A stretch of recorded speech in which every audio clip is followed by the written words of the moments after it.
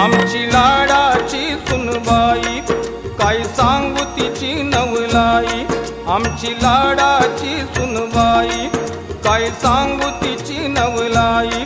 नवऱ्याच्या कानात सांगे तुमचे माय बाप पाहिजे नाही। नवऱ्याच्या कानात सांगे तुमचे माय बाप पाहिजे नाही। जित्यापणी हे मरण आमचा, जित्यापणी हे मरण आमचं आम्ही डोळ्यानं पाहिलं र, पाहिलं र, पाहिलं र।